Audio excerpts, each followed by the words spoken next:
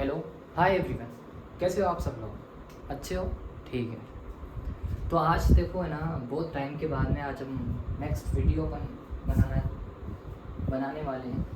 ये आज देखो अपन स्टडी करने वाले हैं सेल के बारे में, और सारी चीज़ें अपन डिस्कस करेंगे। टू द एनसीईआरटी चलने वाले हैं, जो भी नीट के अंदर आता है अकॉर्डिंग टू इट जाएंगे। और जो अगर आपके पास अगर नोट्स बने हुए हैं तो उस नोट्स को खोलो। अगर आपके पास एनसीईआरटी की बुक है तो एनसीईआरटी की बुक ओपन कर लो। अगर नोट करना चाहते हैं नोट को तो आप नोट भी कर सकते हो। कैसे भी करके आपको अच्छे तरीके से कंसंट्रेट देकर कॉन्सेप्ट अच्छे तरीके से करना है। तो अपन को टाइम वेस्ट नहीं करना है, हम चलते हैं सेल को स्टडी करने के लिए। देखो चैप्टर 8 है, और जो अभी न्यू एनसीईआरटी है उसके अकॉर्डिंग भी शायद चैप्टर 8 ही है। तो देखो चैप्टर का नेम है cell the unit of a life. Cell the unit of life. देखो किसी महान इंसान ने कहा है कि अगर आपको बायोलॉजी स्टडी करनी है तो सबसे पहले आपको सेल के बारे में हैव टू नॉलेज होनी चाहिए। क्योंकि हम यही कहते हैं लिविंग थिंग्स स्टार्टिंग कहाँ से होती है? सेल से स्टार्टिंग होती है। तो हमारे पास नॉलेज होनी चाहिए कि हम जो लिविंग थिंग्स के बारे में स्टडी करने वाले हैं उनकी बेसिक स्ट्रक्चर्स कैसी होती है, बेसिक फंक्शंस कैसे होते हैं, कहाँ से फंक्शंस स्टार्टिंग होती है। तो वो सारी चीज़ें कहाँ से स्टार्टिंग होती है? सेल के बारे में। तो इन द केस अगर एनसीईआरटी भी अगर फर्स्ट चैप्टर सेल रखना चाहे तो वो भी अच्छा होगा। तो हम यहाँ पर सेल के बारे में स्टडी करने वाले हैं कि सेल के बारे में कौन कौन सी चीज़ें हैं, किस तरीके से अपन स्टडी करेंगे। तो देखो सबसे पहले फर्स्ट चीज़ आती है कि सेल की डिस्कवरीज के बारे में, कि सेल को डिस्कवर किसने किया था। देखो इस पोर्शन के ऊपर शायद हमारे ऊपर क्वेश्चन पूछे जाए। अगर क्वेश्चन पूछे गए तो भी अपन डिस्कवरीज का टॉपिक लेते हैं। इतना डिटेल में नहीं जाना है, टू द एनसीईआरटी चलेंगे अपन। तो फर्स्ट टॉपिक है देखो किसके बारे में? सेल की डिस्कवरीज के बारे में, कि सेल की डिस्कवरीज के अंदर किन साइंटिस्ट ने किस तरीके से सेल को डिस्कवर किया था। देखो आपको सबको पता है कि सेल को किसने डिस्कवर किया था। Cell was discovered by Robert Hooke. Robert Hooke एक साइंटिस्ट का नेम है जिन्होंने सबसे पहले क्या किया था? सेल को डिस्कवर्ड किया था। ठीक है, फर्स्ट टाइम सेल को डिस्कवर किया था। अब देखो अपन ये स्टडी करने वाले हैं कि किस तरीके से उन्होंने सेल को डिस्कवर किया था। आपको देखो पता है कि प्लांट के अंदर एक्चुअल में, सपोज कीजिए देखो एक ही प्लांट है, वाओ ये कलर्स का कॉम्बिनेशन। ठीक है, अब देखो प्लांट के अंदर क्या होता है कि आउटर मोस्ट जो लेयर होती है उसे अपन कहते हैं बार्क कहते हैं। जो आउटर मोस्ट लेयर उसे अपन बार्क कहते हैं। यहाँ पर देखो प्लांट के अगर अपन ऐसे क्रॉस सेक्शन के अंदर जाते हैं तो यहाँ पर एंटीरियर क्या होते हैं, उसके जाइलम फिलोएम प्रेजेंट्स होते हैं। तो वेस्कुलर टिश्यूज को छोड़कर बाकी जो लेयर्स आते हैं उन लेयर्स को अपन क्या मानते हैं? कॉर्क मानते हैं। सिंपली आप ये समझो कि जैसे हम किसी भी प्लांट को देखो काटते हैं, जैसे नीम का प्लांट आउटर मोस्ट जो आपको लेयर दिखाई दे रही है उसको अपन बार्क कहते हैं। उसके जस्ट इंटरनल जो रीजन होता है उसे अपन क्या कहते हैं? कॉर्क कहते हैं। तो सबसे पहले देखो रॉबर्ट हुक ने क्या किया, इसी कॉर्क के अंदर कुछ सेल्स को देखो, कुछ एक छोटा सा पीस निकाला, उसको देखो बाहर एक्समाइन या ऑब्जर्व करने की कोशिश की। अब देखो सेल के अंदर जैसे अपन आंखों से तो देख नहीं सकते, तो सबसे पहले देखो फर्स्ट जो सबसे सिंपल माइक्रोस्कोप थी, तो इसी सिंपल माइक्रोस्कोप के अंदर जब उन्होंने इसी सेल को देखा तो तब उनको एक अलग तरीके से उनको स्ट्रक्चर्स दिखाई दी। देखो वो कौन सी चीज़ स्ट्रक्चर्स दिखाई दी थी? उनको ऐसे नेटवर्क लाइक स्ट्रक्चर्स दिखाई दी थी। इसे अपन कहते हैं, सपोज कीजिए देखो आपको ये नेटवर्क लाइक स्ट्रक्चर्स दिखाई दे रही है, तो उनको भी ऐसे नेटवर्क लाइक स्ट्रक्चर्स दिखाई दी थी रॉबर्ट हुक को। तो उन्होंने ये कहा कि मैंने एक लिटिल रूम लाइक स्ट्रक्चर्स देखी है। तो लिटिल रूम लाइक स्ट्रक्चर्स को ही देखो क्या कहा जाता है? सेल्यूलस बोला जाता है। उन्होंने लिटिल रूम लाइक स्ट्रक्चर्स देखी थी। तो इसी लिटिल रूम लाइक स्ट्रक्चर्स को हम क्या कहते हैं? मतलब ग्रीक वर्ड के अंदर हम क्या कहते हैं? सेल्यूलस कहते हैं। सेल्यूलस देखो, सेल्यूलस एक ग्रीक वर्ड है, इसका मतलब क्या होता है? ग्रीक या लैटिन वर्ड। ठीक है, तो इसका मतलब क्या होता है? Little room like structure. देखो ग्रीक या लैटिन वर्ड, इसके ऊपर कभी क्वेश्चंस नहीं आएंगे, तो इस हिसाब से अपन को इतना ज़्यादा कंफ्यूज होना है। तो उन्होंने क्या किया, देखो प्लांट के एक छोटे से पोर्शन को काटा, जब उन्होंने अच्छे तरीके से एक्समाइन किया तब उनको ऐसे छोटे छोटे रूम लाइक स्ट्रक्चर्स दिखाई दी। तो लिटिल रूम लाइक स्ट्रक्चर जैसे अपन हिंदी में कहते हैं छोटे कमरे कहते हैं, सेम तरीके से देखो ग्रीक वर्ड अगर अपन मानते हैं तो उसमें क्या बोला जाता है? सेल्यूलस। तो सेल्यूलस टर्म का मतलब क्या होता है? लिटिल रूम लाइक स्ट्रक्चर, जिसे अपन क्या कहते हैं? सेल कहते हैं। तो उन्होंने सेल को डिस्कवर किया। अभी देखो आजकल के टाइम में हमारे को पता है कि जो कॉर्क वाला पोर्शन होता है वो मेनली क्या होता है? डेड होता है। अब इसी डेड पोर्शन के अंदर जो अगर अपन सेल को ऑब्जर्व करेंगे तो वो सेल भी कैसे होंगे? डेड होंगे। तो अपन ये कहते हैं कि जो फर्स्ट सेल डिस्कवर किया था रॉबर्ट हुक ने, वो सेल कैसा था? डेड सेल था। ठीक है, तो हम ये कहते हैं रॉबर्ट हुक ने डेड सेल डिस्कवर किया था। अब उनको देखो जो बाउंड्रीज दिखाई दे रही है, ये बाउंड्रीज किसकी बनी हुई थी? सेल वॉल की बनी हुई थी। तो हम ये कहते हैं कि रॉबर्ट हुक की 2 डिस्कवरीज थी। एक डिस्कवरी सेल को लेकर थी, जो दूसरी डिस्कवरी है वो किसको लेकर है, सेल वॉल को लेकर है। उन्होंने देखो ये कहा था ना कि छोटे कमरे लाइक स्ट्रक्चर है, तो रूम के अंदर क्या होती है, वॉल होती है। सेम तरीके से उनको भी एक बाउंड्री दिखाई दी थी, तो वो बाउंड्री किसकी बनी हुई है, डेड सेल के अंदर देखो सेल मेम्ब्रेन तो होती नहीं है, उनके पास उसके पास क्या होता है, सेल वॉल ही होती है। तो इस हिसाब से अपन ये कहते हैं कि सेल वॉल को भी किसने डिस्कवर किया, रॉबर्ट हुक ने डिस्कवर किया है। हमारे बुक के अंदर सेल को किसने डिस्कवर किया ये तो लिखा हुआ है, सेल वॉल को किसने डिस्कवर किया इसके बारे में कोई इन्फॉर्मेशन नहीं है, मगर रॉबर्ट हुक के बारे में तो अपन इसके रेस्पेक्ट में ये भी अपन को स्टडी करना चाहिए।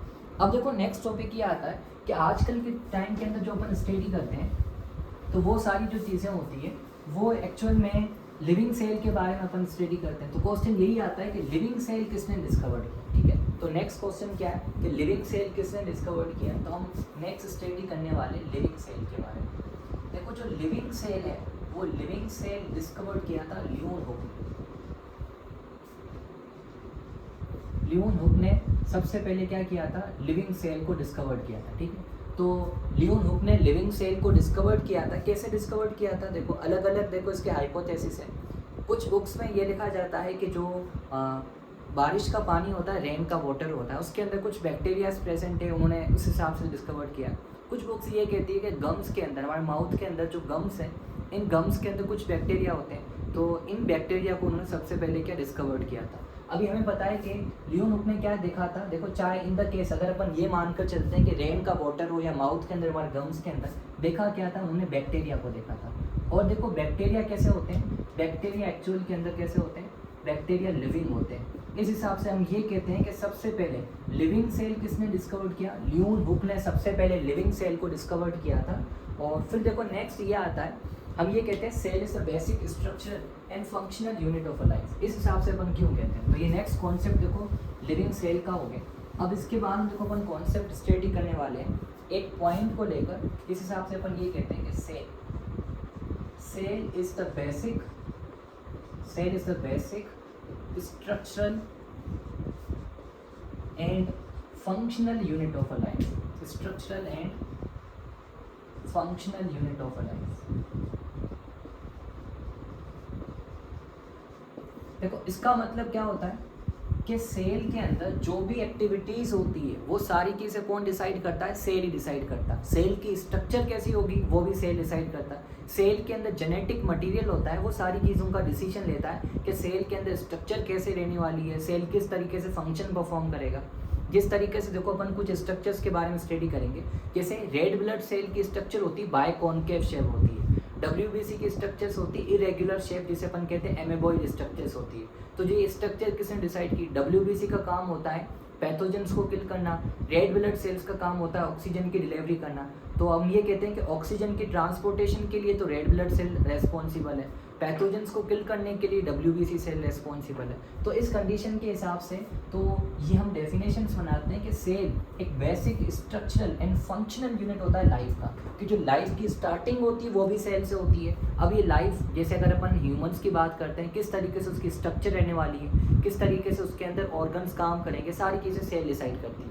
अगर यही पॉइंट में किसी मल्टी सेल्यूलर के रेस्पेक्ट में एक्सप्लेन करूँ तो वो एक्सप्लेन करना बहुत ही ईजी है। जैसे हम ये कहते हैं हमारे हार्ट के सेल्स के पास प्रॉपर्टी है कि वो कॉन्ट्रैक्ट रिलैक्स हो सकता है, इसी वजह से वो हमारे अंदर सर्कुलेटरी सिस्टम के अंदर ब्लड को पंप करने के लिए रेस्पॉन्सिबल होता है। और इसी हार्ट की जो प्रॉपर्टी है वो उसके सेल की वजह से आती है। मतलब ये पॉइंट अगर अपन मल्टी सेल्यूलर के रेस्पेक्ट में एक्सप्लेन करना बहुत ही ईजी है, मगर अपन इसी पॉइंट को अगर अपन यूनिसेल्यूलर के रेस्पेक्ट में एक्सप्लेन करें तो बहुत ही अच्छा लगेगा। हम ये कहते हैं कि यूनिसेल्यूलर ऑर्गेनिजम्स के अंदर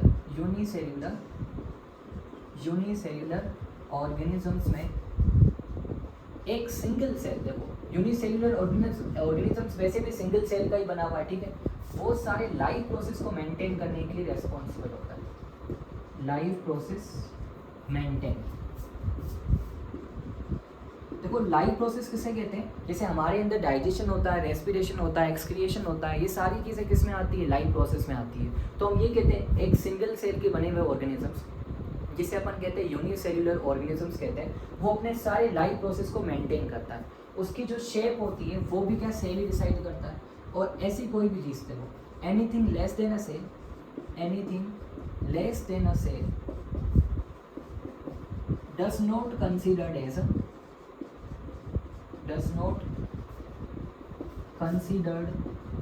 एज लिविंग। ऐसी कोई भी चीज़ जो सेल से छोटी होगी उसे अपन लिविंग नहीं मानेंगे। जैसे देखिए हम ये कहते हैं, देखो सेल से छोटी कौन सी स्ट्रक्चर से, सेल से छोटी, देखो हम ये कहते हैं वायरस एक सेल से छोटी स्ट्रक्चर से, तो उसको अपन लिविंग नहीं मानते। तो दो चीज़ें ये प्रूव करती है इस पॉइंट को, cell is a basic structural and functional unit of a life के यूनिसेल्युलर ऑर्गेनिजम्स के अंदर उनके जो फंक्शंस होते हैं वो सारी चीज़ें कौन डिसाइड करता है, सेल करता है। और उसी एक सेल के बने हुए जीव के अंदर या ऑर्गेनिजम्स के अंदर सारे जो फंक्शंस होते हैं वो इंडिपेंडेंटली परफॉर्म हो सकते हैं। ठीक है, कैसे परफॉर्म हो सकते हैं? इंडिपेंडेंटली। देखो इंडिपेंडेंटली जैसे सपोज कीजिए अगर हम क्या करते हैं कि एक छोटा सा अपन बकेट लेते हैं, इसके अंदर कुछ वाटर को फिल कर देते हैं, इसी बकेट के अंदर अपन क्या करते हैं, किसी बैक्टीरिया को डाल देते हैं। अब देखो ये बैक्टीरिया क्या कर सकता है, रेस्पिरेशन को शो कर सकता है, यही बैक्टीरिया देखो ग्रोथ को शो कर सकता है, ये बैक्टीरिया देखो अपनी कॉपी बना सकता है जिसे अपन क्या कहते हैं, रिप्रोडक्शन को शो कर सकता है। ठीक है, सेम तरीके से अगर ये फूड को देखो इनटेक करेगा तो ये डाइजेशन के लिए भी रेस्पॉन्सिबल है। तो वो सारे प्रोसीजर जो किसी भी स्ट्रक्चर को लिविंग रखने के लिए इंपॉर्टेंट होते हैं उन्हें अपन कहते हैं लाइफ प्रोसेस कहते हैं। तो हम ये कहते हैं सिंगल सेल के बने हुए ऑर्गेनिजम्स इंडिपेंडेंटली अपने लाइफ प्रोसेस को मेंटेन कर सकते हैं। इसी वजह से अपन ये कहते हैं cell is a basic structural and functional unit of a life. अगर कोई भी लिविंग चीज़ सेल से छोटी है तो उसे अपन लिविंग नहीं मानेंगे। जैसे एग्जाम्पल के हिसाब से देखो वायरस, जो वायरस होता है, देखो एक्सेप्शन या एग्जाम्पल के हिसाब से वायरस, इसको अपन देखो लिविंग इस वजह से नहीं मानते क्योंकि उसके पास सेल जैसी स्ट्रक्चर्स नहीं है। सेल के अंदर देखिए बहुत सारी मेटाबॉलिक रिएक्शंस परफॉर्म हो पाती है। मेटाबॉलिक रिएक्शंस को परफॉर्म करने के लिए क्या चाहिए, एक अच्छे तरीके से इन्वायरमेंट चाहिए। वो इन्वायरमेंट सेल ही प्रोवाइड करवा सकता है, साइटोप्लाज्म में जो जिसके अंदर सारी चीज़ें अच्छे तरीके से हो सकती है। तो यहाँ पर देखो अपने दो कॉन्सेप्ट क्लियर हो जाते हैं, जो इसके ऊपर देखो आपको क्वेश्चंस भी मिल सकते हैं और आपके मॉड्यूल्स के अंदर ऐसे क्वेश्चन हो सकते हैं जो इस पॉइंट के ऊपर हो कि cell is a basic structural and functional unit of a life. In the case association और रीजनिंग में ऐसे क्वेश्चंस आपको मिलते हैं, तो उस क्वेश्चन को इन दोनों पॉइंट के रेस्पेक्ट में सोल्व करने की कोशिश करो। फिर देखो नेक्स्ट टॉपिक ये आता है कि अभी तक देखो हमने ये स्टडी किया कि सेल एक basic structural and functional unit of life है और जो भी एक्टिविटीज़ होती है वो सारी सेल ही डिसाइड करता है। इसी वजह से अपन ये कहते हैं कोई भी लिविंग है तो वो लिविंग किसकी वजह से होता है, सेल की वजह से ही लिविंग होता है। अब देखिए देखो नेक्स्ट टॉपिक ये आता है कि सेल थ्योरी के बारे में। अभी तक देखो टाइम ऐसा अगर अपन स्टार्टिंग के हिसाब से चलते हैं, सेल की डिस्कवरी के बाद में हमारे को लिविंग सेल के बारे में पता चल गया था, मगर हमारे पास अच्छे तरीके से हम ये नहीं बता पा रहे थे कि सबके अंदर सेल प्रेजेंट है। तो नेक्स्ट अपना टॉपिक है देखो सेल थ्योरी का टॉपिक है।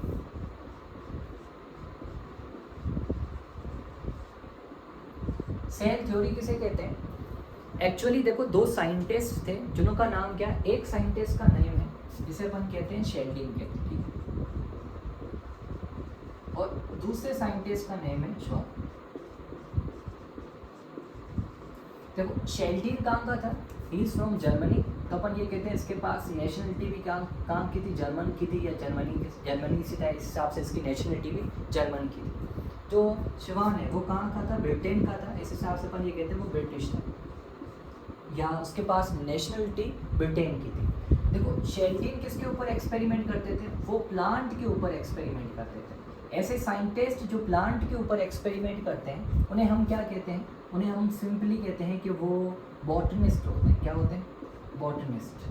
बॉटनिस्ट का मतलब ऐसे साइंटिस्ट जो प्लांट के ऊपर रिसर्च करते हैं। उन्होंने क्या किया, जब सपोज कीजिए देखो हमारे पास अलग अलग वेराइटीज़ हैं, एक जैसे हमारे पास देखो वेराइटी है किसकी, मैंगो की वेराइटी, ठीक है। उन्होंने देखो जब मैंगो के ऊपर रिसर्च की तब उनको ये पता चला कि मैंगो प्लांट के अंदर different type of tissues present है।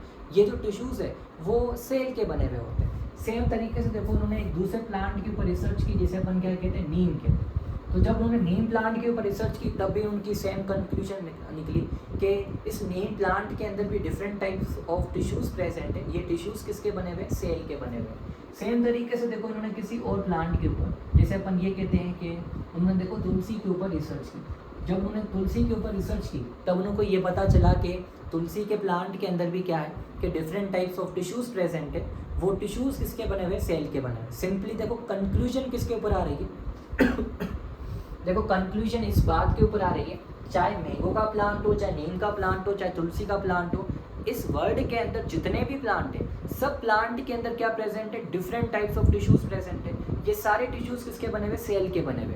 इसका मतलब जो बेसिक स्ट्रक्चर्स है प्लांट की वो सब किसकी बनी हुई है, सेल की बनी हुई है। तो इन्होंने ये कहा, देखो इन्होंने फाइनल कंक्लूजन ये दी, इन्होंने देखो रिजल्ट के अंदर ये बताया कि जो भी वर्ल्ड के अंदर प्लांट्स है, all plant are made up of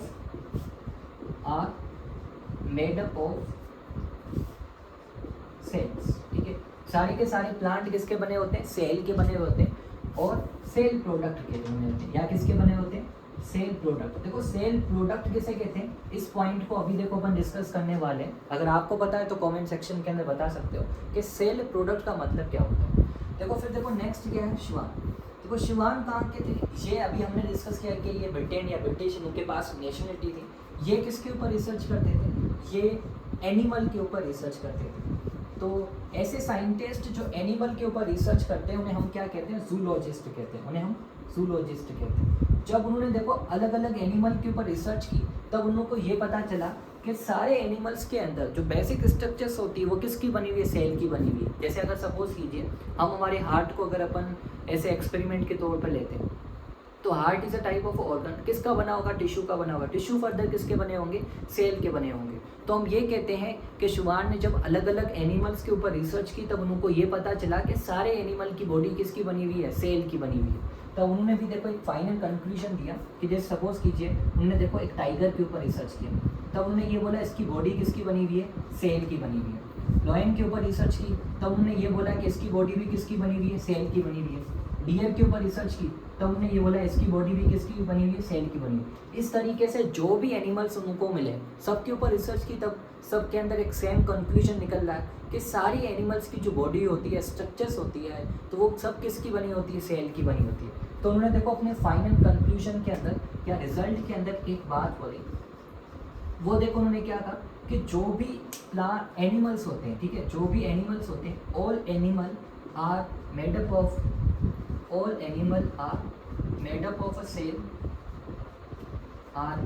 a cell, और प्रोडक्ट ऑफ अ सेल, या किसके बने होते हैं, प्रोडक्ट ऑफ सेल के बने होते हैं, प्रोडक्ट ऑफ सेल। अब देखो भाई साहब दोनों, इन्होंने देखो क्या बताया कि जो लिविंग वर्ल्ड के अंदर, जिस वर्ल्ड के अंदर हम रहते हैं, यहाँ पर या तो प्लांट प्रेजेंट है या तो एनिमल प्रेजेंट है। अभी हमारे को पता है बहुत सारी क्रिएचर्स प्रेजेंट है, मगर पहले के टाइम के अंदर क्रिएचर्स का मतलब क्या होता था, या तो हम प्लांट मानते थे या तो अपन एनिमल मानते थे। तो एक भाई साहब क्या बोला है शेर ने कि जो भी प्लांट है सब किसके बने हुए हैं, सेल के बने हुए हैं। और ये भाई साहब जाता था अलग अलग महफिल के अंदर और ये दूसरी बात करता था कि जो भी एनिमल्स होते हैं वो सब किसके बने होते हैं, सेल के बने होते हैं। देखो आप थिंक करके देखो, आजकल के टाइम में हमें पता है कि सब लिविंग थिंग्स के अंदर सेल प्रेजेंट होता है, मगर पहले के टाइम के अंदर ये नहीं पता था। अब उस वक्त देखो ये दोनों चीज़ें अलग अलग दिखाई दे रही थी। शेल्डिन ये बोल रहा है कि सारे प्लांट सेल के बने हुए हैं, शुभान ये बोल रहा है कि सारे एनिमल किसके बने हुए हैं, सेल के बने हुए हैं। तो लोगों को ये कन्फ्यूजन होने लगा कि इन दोनों के अंदर राइट कौन है। दोनों ढिंडोरा तो पीट रहे हैं, मगर सही ढिंडोरा कौन पीट रहा है इसके बारे में हमारे को कोई नॉलेज नहीं। तो एक्चुअल में देखो शुभान ने अपना दिमाग यूज़ किया कि हम जो भी रिजल्ट बता रहे हैं ना, ये रिजल्ट एक्चुअल में हमारी रिसर्च के अंदर क्या कर रही है, डिस्टर्बेंस क्रिएट कर रही है। तो सिंपली अपन इसी रिजल्ट को अच्छे तरीके से एनालाइज कर लें और एक सिंपल फॉर्म के अंदर पूरे वर्ड को बता दें। तो ये दिमाग था शिवान के पास, तो इसी वजह से शिवान ने क्या किया, इसी माइंड का यूज़ किया। तो उन्होंने क्या बोला, उन्होंने देखो बहुत अच्छे तरीके से एक सिंपल वे के अंदर कंक्लूजन, वो कंक्लूजन क्या दी वो देखो अच्छे तरीके से सुनिए। उन्होंने ये कहा कि आइदर वर्ड के अंदर प्लांट प्रेजेंट है या एनिमल प्रेजेंट है, उन सब की बॉडी किसकी बनी हुई है, सेल की बनी, क्योंकि दोनों किसकी कैटेगरी में आते हैं, लिविंग थिंग्स की कैटेगरी के अंदर आते हैं। तो जो भी पब्लिक थी उनको ऐसे कोई कन्फ्यूजन नहीं होनी चाहिए कि प्लांट सेल के बने हुए या एनिमल सेल के बने हुए, कि आइदर प्लांट हो तो वो प्लांट सेल का बना होगा, एनिमल सेल का बना होगा। तो देखो उन्होंने कंक्लूजन दी ये थी। तो अपन ये कहते हैं कि जो हाइपोथेसिस है, देखो इस टर्म को अच्छे तरीके से सुनना कि हाइपोथेसिस है, हाइपोथेसिस वॉज गिवन बाय, देखो एनसीईआरटी के अंदर लिखा हुआ है हाइपोथेसिस वॉज गिवन बाय शुभान। तो एक चीज़ लर्न रखना, ठीक है, अगर हमारे को ये पूछते हैं कि सेल थ्योरी के हाइपोथेसिस को किसने दिया, तो उस कंडीशन के अंदर आंसर राइट कौन सा होगा, शुभान का होगा।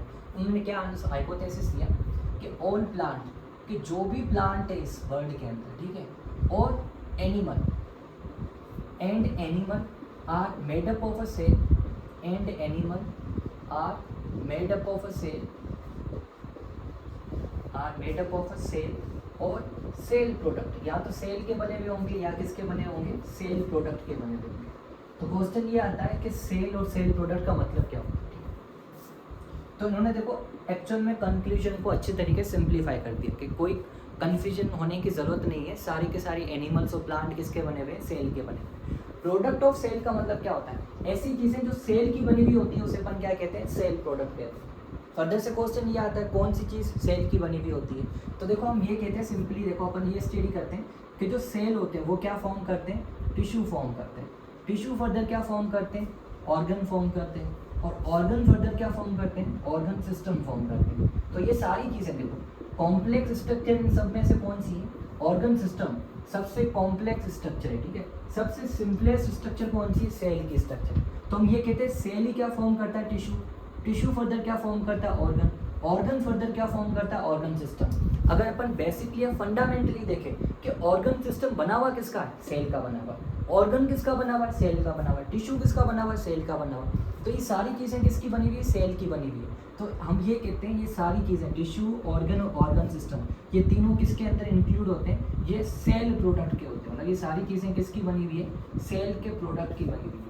अब देखो नेक्स्ट चीज़ें, आपको दो चीज़ें देखो अच्छे तरीके से ध्यान रखनी है कि जो सेल थ्योरी का हाइपोथेसिस है, ठीक है, सेल थ्योरी का जो हाइपोथेसिस है, cell theory was given by, cell theory किसने दी है, देखो सेल थ्योरी तो दी है शेल्डिन और शिवान। किसने दी है, शेल्डिन और शिवान। क्योंकि शेल्डिन और शिवान की जो शेल्डिन और शिवान की जो रिसर्च थी, उसी रिसर्च को सिंप्लीफाई करके देखो जो शिवान ने ये बताया कि सारे एनिमल्स और प्लांट किसके बने हुए हैं, सारे एनिमल्स और प्लांट सेल्स के बने हुए हैं, ठीक है।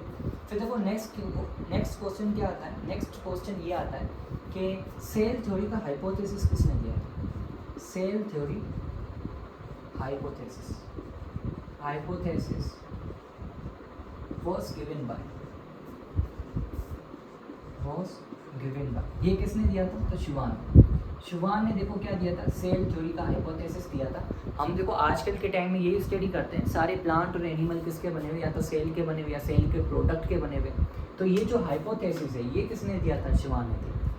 अब देखो नेक्स्ट क्वेश्चन ये आता है, जब अब भाई साहब दोनों साथ में जाने लगे और ढिंडोरा पीटने लगे कि सारे जगत के अंदर, सारे वर्ल्ड के अंदर जो भी प्लांट और एनिमल्स होते हैं सब किसके बने हुए, सेल के बने हुए। चलो ठीक है। फिर देखो जैसे क्लास के अंदर सबसे पीछे एक स्टूडेंट होता है, कभी नहीं बोलता, एक टाइम के अंदर ऐसा क्वेश्चन पूछता है कि टीचर भी 2 मिनट के लिए सोचने के लिए मजबूर हो जाता है। तो सेम तरीके से एक ऐसे साइंटिस्ट जो पहले के टाइम के अंदर बहुत कॉम्पिटिशन्स होती थी, तो इन लोगों से क्वेश्चन पूछा गया कि आप लोग जो सेल के बारे में इतनी ज़्यादा पंचायती कर रहे हो, इतनी ज़्यादा क्या उसके बारे में क्या बता रहे हो, तो हमारे को एक छोटे से क्वेश्चन का आंसर बताओ, इस सेल की ओरिजिन कहाँ से होती है। तो क्वेश्चन ये नहीं है फर्स्ट सेल कहाँ से आया, वो क्वेश्चन नहीं था। क्वेश्चन ये था कि अगर आप किसी प्लांट के ऊपर रिसर्च कर रहे हो, आपको ये सेल दिखाई देता है, ये सेल आता कहाँ से, ठीक है। तो जिसके ऊपर अपन रिसर्च करें उस सेल की बात हो रही है कि सेल की ओरिजिन क्या होती है, उसके बारे में आंसर बताओ। इन दोनों के पास ना तो इतने इक्विपमेंट थे और ना ही इतना इनके पास क्या है समय था, या इनकी इतनी ज़्यादा क्या सोच नहीं थी। तो इस हिसाब से इनकी सेल थ्योरी का ड्रॉबैक आ गया। मतलब ये उस क्वेश्चन का आंसर नहीं बता पा रहे थे कि एक न्यू सेल की ओरिजिन कैसे होती है। तो अपन ये कहते हैं कि इस सेल थ्योरी का क्या है, ड्रॉबैक आ गया। ड्रॉबैक का मतलब ऐसी चीज़ें जो सेल थ्योरी के अंदर एक्सप्लेन नहीं हो रही थी, या हम सिंपली कहें कि ऐसी स्ट्रक्चर, ये ऐसी स्टेटमेंट जो एक्सेप्शंस होती है उसे अपन क्या कहते हैं, ड्रॉबैक है। तो ड्रॉबैक क्या था, देखो सिंपल सा ड्रॉबैक था। ड्रॉबैक ये था, एक सिंपल सा ड्रॉबैक था। कौन सा ड्रॉबैक था, from where new cell arises, नए सेल की ओरिजिन कहाँ से होती है, इसके बारे में इन दोनों के पास कोई आंसर नहीं था। दोनों अपना बोरिया बिस्तर बांध कर वापस अपने गांव चले गए कि भाई हमारे को तो पता ही नहीं, हम तो किसी चीज़ के बारे में बता ही नहीं रहे। फिर देखो कुछ टाइम के बाद में और साइंटिस्ट आते जिनका नाम क्या है, रुडोल्फ विर्चो। देखो इस साइंटिस्ट के ऊपर देखो जो भी सेल थ्योरी के अंदर क्वेश्चंस आजकल के टाइम के अंदर पूछे गए, मतलब आज तक पूछे गए, तो मोस्टली देखो विर्चो के ऊपर क्वेश्चंस पूछे गए। वैसे देखो नीट सेल थ्योरी के ऊपर बहुत ही कम पूछती है, 1-2 बार क्वेश्चन आए। अगर इन द केस साइंटिस्ट को लेकर क्वेश्चन आए तो प्रोबेबिलिटी है कि रुडोल्फ विर्चो के ऊपर क्या क्वेश्चन आएंगे। रुडोल्फ विर्चो ने देखो एक स्टेटमेंट दी कि इसी क्वेश्चन का आंसर मैं बताऊँ। उन्होंने देखो एक स्टेटमेंट दी, ओमनिस सेल्यूला ई सेल्यूला। इसका मतलब क्या होता है कि जो न्यू सेल्स की ओरिजिन होती है वो कहाँ से होती है, प्री एग्जिस्टिंग सेल से होती है, ठीक है।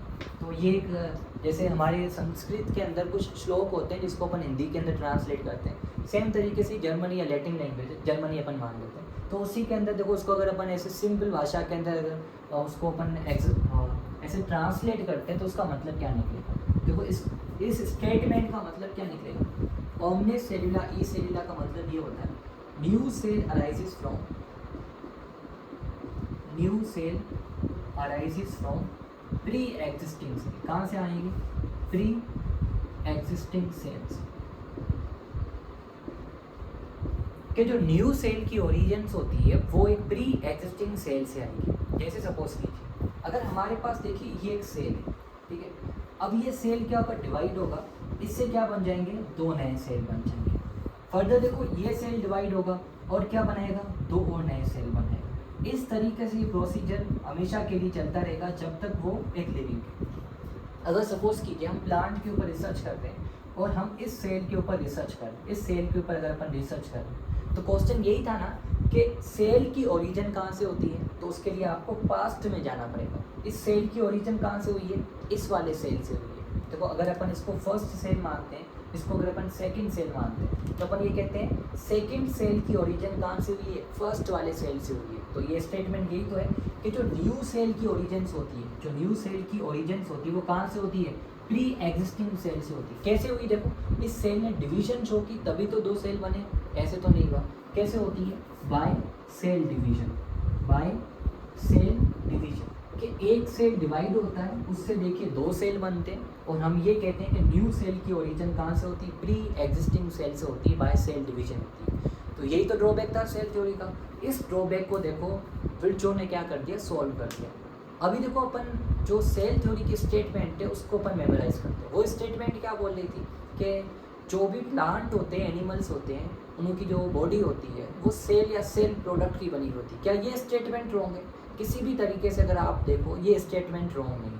तो इस हिसाब से देखो ये स्टेटमेंट भी सही है, ठीक है। ये स्टेटमेंट इस ड्रॉबैक का क्या आंसर है, जो ये ड्रॉबैक था इस ड्रॉबैक का आंसर क्या मिल गया हमारे को, ये आंसर मिल गया।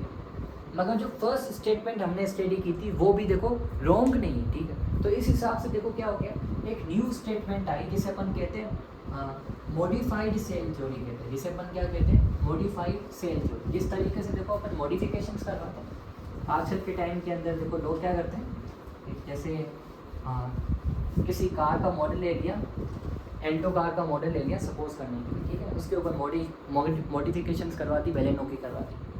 तो अब देखो वो दिखाते हैं हमारे पास बेलेनो कार है, मगर है कौन सी कार, उनके पास एल्टो कार है। तो इंजन तो वही होता है, उसके ऊपर कोई और स्ट्रक्चर ढांचा लगा देते हैं। तो सेम तरीके से देखो मॉडिफिकेशन का मतलब क्या है कि पुरानी वाली चीज़ रहेगी, उसके साथ अपन न्यू चीज़ को भी क्या कर देंगे, ऐड कर देंगे।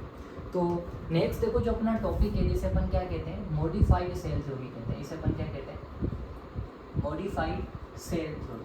तो जो मॉडिफाइड सेल थ्योरी है वो क्या कहती है, मॉडिफाइड सेल थ्योरी बहुत ही सिंपल है।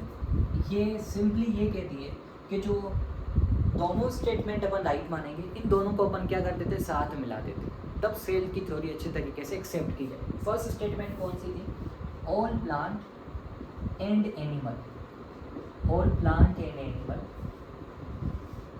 Are made up of a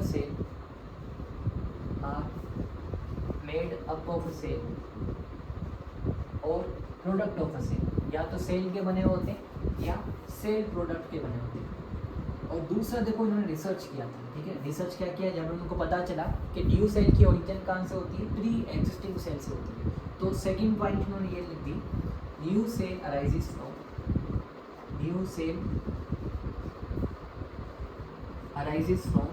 pre existing cell. कहाँ से होती है, प्री एग्जिस्टिंग सेल से न्यू सेल की ओरिजिन होती है। बाय कैसे होती है, बाय सेल डिवीजन। तो इन दोनों स्टेटमेंट को अपन क्या कहते हैं, सेल थ्योरी कहते हैं, ठीक है। तो अपन ये कहते हैं मॉडिफाइड सेल थ्योरी है, वो किसने दी है, देखो ये दोनों स्टेटमेंट किसने दी है, मतलब फर्स्ट स्टेटमेंट तो वैसे शेल्डिन और श्वान की थी, मगर मॉडिफाइड सेल थ्योरी के अंदर दोनों स्टेटमेंट है, ये किसने दिया था, देखो रुडोल्फ रिच्चो ने।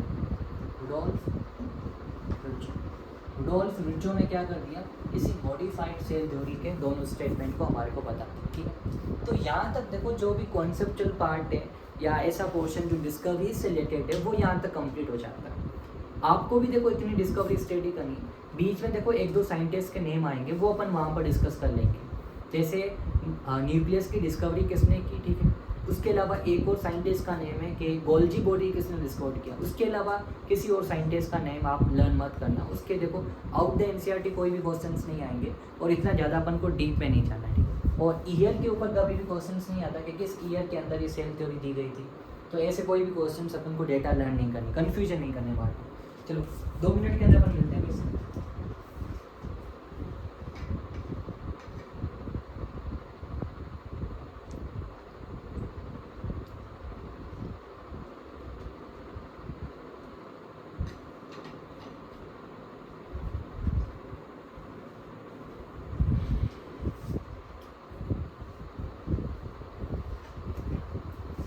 अब देखो नेक्स्ट अपन स्टडी करने वाले हैं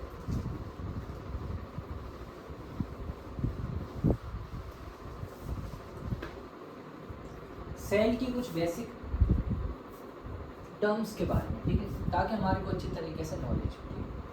तो उसके अंदर देखो अपन ये स्टडी करने वाले हैं कि सेल के अंदर सपोज कीजिए सेल, इसी सेल की सारी जो एक्टिविटीज होती है वो न्यूक्लियस कंट्रोल करता है।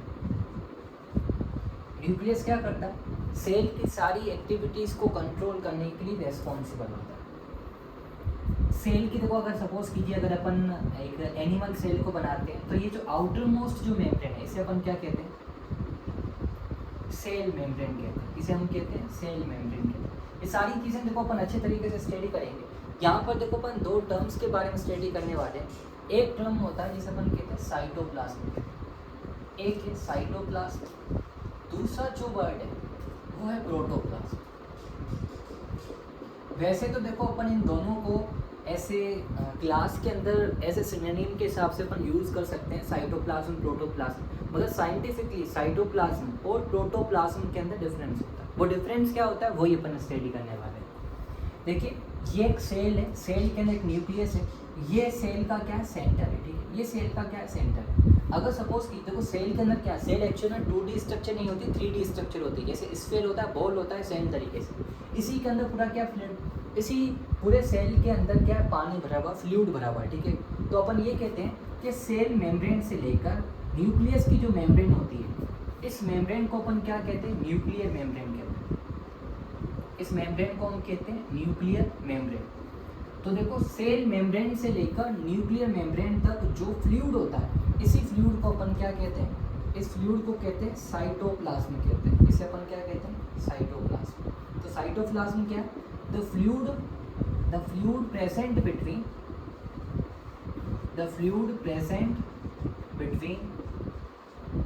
सेल मेम्ब्रेन और न्यूक्लियर मेम्ब्रेन के बीच, cell membrane and nuclear membrane. देखो यहाँ पर सिर्फ ऐसे मत समझना कि सिर्फ फ्लूइड को, देखो इसके अंदर क्या हो सकता है, माइटोकॉन्ड्रिया हो सकता है, इसके अंदर देखो क्या हो सकता है, एंडोप्लाज्मिक रेटिकुलम हो सकता है, ठीक है, वैक्यूल हो सकता है। जो भी स्ट्रक्चर जैसे अपन क्या कहते हैं, ऑर्गेनेली कहते हैं, वो भी इसी के अंदर काउंट की जाएगी, ठीक है।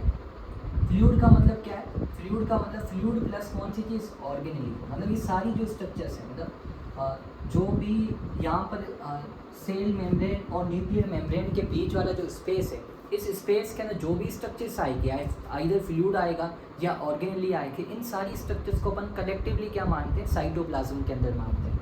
अगर सपोज करो देखो जैसे ये एक सेल है, ठीक है, ये न्यूक्लियस है, तो यहाँ से लेकर इस वाले मीडियम को अपन क्या बोल रहे हैं, साइटोप्लाज्म बोल रहे हैं। इस वाले मीडियम को अपन क्या कहते हैं, साइटोप्लाज्म कहते हैं। अगर सपोज की जब अपन सेंटर से लेकर जहाँ तक जाए, मतलब अपन सेल के सारे जो अंदर वाला जो इंटरनल जो भी एनवायरनमेंट है, उस पूरे एनवायरनमेंट को कलेक्टिवली क्या बोलेंगे, तो अपन ये कहते हैं न्यूक्लियस को भी अगर अपन इंक्लूड कर देते हैं, यहाँ तक चलते हैं, तो अपन ये कहते हैं साइटोप्लाज्म। देखो यहाँ से लेकर यहाँ तक क्या आ जाएगा, साइटोप्लाज्म आ जाएगा। साइटोप्लाज्म के साथ हमने क्या इंक्लूड कर दिया, न्यूक्लियस इंक्लूड कर दिया। तो cytoplasm plus nucleus is called protoplasm. इसे अपन क्या कहते हैं, प्रोटोप्लाज्म कहते हैं। तो देखो एक कन्फ्यूजन रहती है, कन्फ्यूजन ये रहती है कि साइटोप्लाज्म और प्रोटोप्लाज्म के अंदर डिफरेंस क्या होता है। ठीक है, तो साइटोप्लाज्म और प्रोटोप्लाज्म के अंदर आपको डिफरेंस आज शायद पता चल गया होगा। तो साइटोप्लाज्म किसे कहते हैं, सेल मेम्ब्रेन से लेकर न्यूक्लियर मेम्ब्रेन वाला जो बीच वाला स्पेस होता है, इसी स्पेस के अंदर जो इसी स्पेस को अपन क्या कहते हैं, साइटोप्लाज्म कहते हैं। स्पेस का मतलब ऐसे एम्प्टी स्पेस मत मानना कि इसके अंदर फ्लूइड भी आता है, ऑर्गेनेली भी आती है। अगर अपन सेल की देखो, सेल की बाउंड्री से लेकर सेल मेम्ब्रेन से लेकर सेंटर तक जाते हैं, इसका मतलब पूरे सेल को अगर अपन इंक्लूड करते हैं तो इस पूरे फ्लूइड को अपन क्या कहते हैं, प्रोटोप्लाज्म कहते हैं। तो दो चीज़ें आपको अच्छे तरीके से आनी चाहिए। नेक्स्ट वीडियो के अंदर कंटिन्यू करेंगे। Good by two all of you.